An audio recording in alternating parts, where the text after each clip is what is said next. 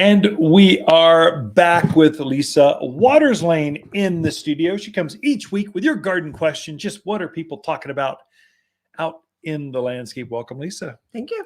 So we should let people know you are just back from Poland. I made it back. Yeah, survived. Barely, but I made it back. Yeah.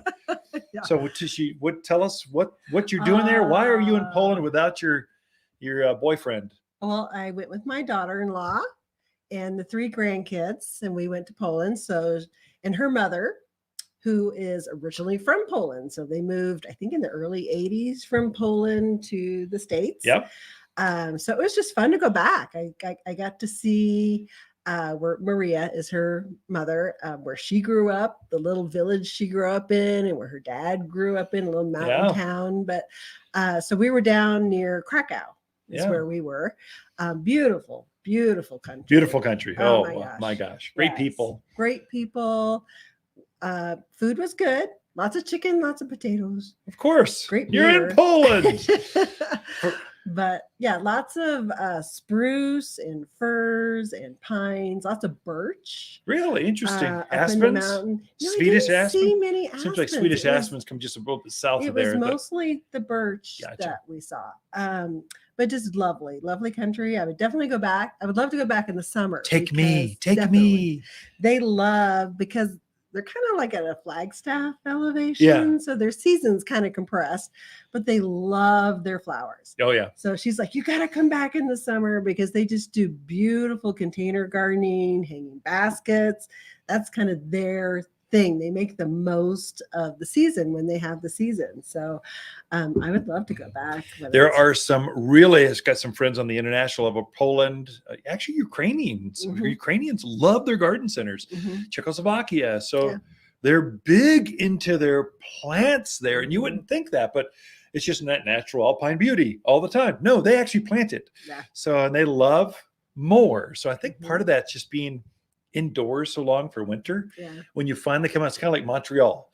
Yeah. When they finally come out, they're going all in. So, but I had a wonderful time. I would definitely go back. It was fun hanging with the grandkids because they got. What'd they think? Were they speaking Polish by the time they got to So when they first got there, they maybe knew 1 or 2 words. By the time we left, because where we were at, really nobody spoke English. It was all Polish, which was fun. It was great. You're living with their family, right? In their house, right? Yeah. So the kids were like, "Oh, I get it now. I get why this is important. Awesome to speak Polish." So it was fun to see. That's good. So for those folks in the Prescott area, they're hotel families, and so the Plevas, they are, you know who they are. So some of the folks in Prescott.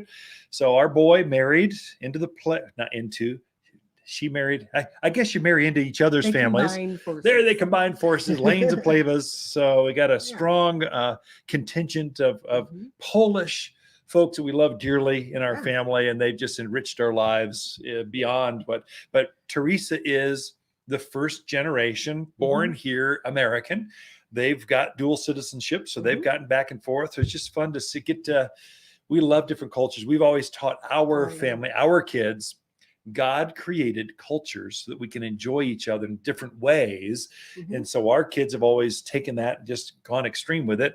They've traveled around the world and we plop into some place. Very well traveled, almost better traveled than us. Well, we'll change that. We're getting there. Yeah, we'll change that. So. But I would say if anybody has maybe thought or not thought about going to Poland, it is definitely worth going to. Really? Good. I would go. No, I'm jealous. You should be. I didn't get to go. I was here because we hired like a boatload of people. I just was nervous having all these new staff members. I want to keep the company culture going. I want to have strong. There's a bunch of women and 2 grandsons. You wouldn't have. Come on. Garden questions. What are we talking about? We should cover some garden content, not just your travel to Poland, but how was Krakow? Krakow, the city is amazing. So we went kind of this downtown Krakow. There's a huge castle there, a beautiful cathedral there, but just very traditional. How they do, the houses are kind of painted different colors, yellows and pinks, and wonderful little stores to go through. Just very art oriented. Lots of statues and all that kind of stuff. It was just very nice. So I've been to Hiroshima. Japan. That is very solemn. I mean, it is a very solemn place. Yeah. Auschwitz, was that like that, or was it more of just a tourist trap? Oh, no, was it? It's not touristy at all. Auschwitz is definitely worth going to, just okay. For the reminder. Yeah. That actually did happen, and it was a horrible time. And also, it's just the history of it. You learn. I thought I knew a lot. Yeah. But I learned so much more going there, actually walking through the different camps. And gotcha. It is very sobering, but very worthwhile doing. How'd the grandkids take that? Were they okay, or they even realize what's going on? So we brought the older two. One was 12, one is 9. And I was very proud of them. They weren't squirrely. Oh, good. And they asked very good questions, and they were thinking it through. And they, I was hesitant to bring the younger one. I would think so, yeah. But it definitely worthwhile. There were not many children there, younger people there, I would say, but they understood what it was. They understood the depth of it, the terribleness of it, and they asked some very good questions. Yeah. Garden questions. So we don't want to end on that note. That's too depressing. Oh my gosh, death camps of World War II. Let's go to gardening. Well, let's go to strawberries. So Sue in Chino has an existing strawberry patch, which she wants to add to this year. Last year, she didn't feel like she got a lot of strawberries out of it. Sure. And someone recommended her using the flower power. So she wants to know, is that worthwhile using on the patch, or should she be using something else? So great question. So it should have been a blockbuster strawberry year last year. We had enough moisture. We were out of the monsoon. Rains came. It should have been the stars aligned, and you should have had unbelievable harvest. So I think we're down to soil or food. Mm-hmm. Soil's harder to correct because it's just, they're already planted. So it's a patch already there. You could throw a layer, although it's almost too late for that. I'd say right now it's just start with food. Mm-hmm. Flower power is great. It's a water soluble, but I think you need to actually do a twofold. Put down fruit and berry food. So we've got a fruit and vegetable food. It's a pelletized granular organic food. Sprinkle that on top of the patch. That will feed the worms, get your patch going. It'll promote more blossoms. And then in addition, I would do the flower power. I do twofold. I would do flower power twice a month. Mm-hmm. That's a water soluble. Just go out there and give it just make them happy. But that's also going to activate the pellets that will kind of double down. And if you do those two things, do the fruit and vegetable food, maybe every other month. Mm-hmm.